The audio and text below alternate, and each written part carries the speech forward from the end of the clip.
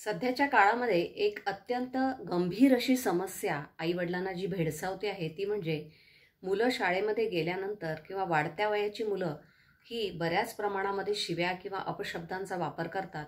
असे शब्द जे आपल्याला कदाचित मोठ्या लोकांच्या तोंडीसुद्धा ऐकायला मिळत नाहीत, अशा प्रकारच्या शब्दांचा वापर मुलांमध्ये केलेला दिसतो.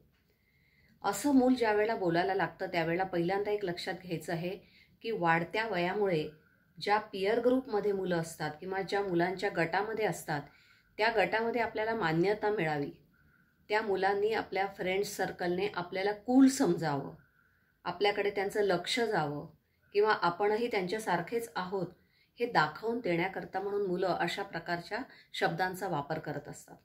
अर्थातच ज्या वेळेला असे शब्द आपल्या कानी पडतात, आपले संस्कार असे नसतात, आपण मुलांना नेहमी चांगलंच शिकवत असतो, त्यामुळे असे ॲब्युसिव्ह लँग्वेज किंवा अशी ॲब्युसिव्ह लँग्वेज किंवा अपशब्द शिव्या मुलांच्या तोंडात जर आपल्याला ऐकायला मिळाली तर आपल्याला खूप मोठा धक्का बसतो.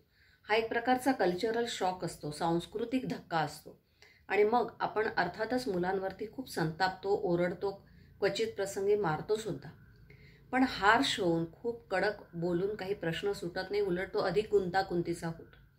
आपल्याला हे दाखवायचं असतं की तू जे बोलतोयस ते चुकीचं आहे, ते माफ करण्याजोगं नाहीच आहे, पण त्याकरता आपण ज्या पद्धतीचा उपयोग करतो ती पद्धत फारशी उपयोगाला येत नाही. मग काय करायला हवं आहे तर लक्षात घ्या की समजा एखादं लहान मूल असेल, कदाचित त्याला त्याचा अर्थसुद्धा कळत नसेल, पण हे मूल जर अशा प्रकारचा शब्द प्रयोग करत असेल किंवा अशी भाषा वापरत असेल तर त्याच्याबद्दल आपण काळजी करण्यापेक्षा काळजी घेऊया. कशी काळजी घ्यायला हवी आहे? लहान मूल असो किंवा वयात येणारं मूल असो, सगळ्यात पहिल्यांदा चुकूनही आपण आपल्या तोंडून अशा प्रकारचे अपशब्द तर वापरत नाही आहोत ना, याची जरा स्वतःशी ओळख करून घ्या किंवा स्वतःची साक्ष पटवून घ्या, जाणीव करून घ्या की माझ्या तोंडून तर चुकून असे शब्द निघत नाही आहेत ना, कारण मुलं आपलं अनुकरण करतात हे तर जगजाहीर आहे. दुसरं आपल्याला काय करता येईल तर मुलाला थेट असा मेसेज जरूर द्या, त्याला असं समजवाच की हे जे तू काही बोलतोयस हे अपशब्द आहेत, हे नेहमीच्या व्यवहारामध्ये वापरले जात नाहीत. तिसरं म्हणजे अशा प्रकारच्या शब्दांचा वापर केल्यामुळे समोरच्याचा अपमान होत असतो आणि तो सहन केला जाणार नाही. एक उदाहरण आम्ही नेहमी मुलांना देतो ते तुम्हाला सांगते की वडापाव हा खूप जास्त टेस्टी असतो, पण चिखलात पडल्यानंतर तो कितीही टेस्टी असला तरी आपण तो उचलून तोंडात घालत नाही. तद्वत भाषेमधला एखादा शब्द किंवा काही शब्द हे जरी पीअर ग्रुपमध्ये वापरण्याची गरज असली तरी ते शब्द वापरल्यामुळे आपलं तोंड देखील त्या चिखलासारखंच गलिच्छ होणार आहे.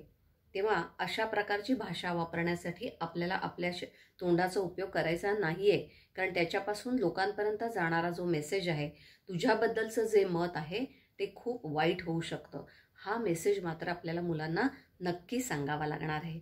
पालकांनो, आव्हानं खूप आहेत, नवनवीन आव्हानं येत आहेत, पण त्या आव्हानांना तोंड देताना आपला तोल जाऊ देऊ नका. अत्यंत गंभीरपणे, अत्यंत सहजपणे आपल्या मुलांना आपल्याला काय अपेक्षित आहे ते मात्र जरूर पोचवाच. धन्यवाद.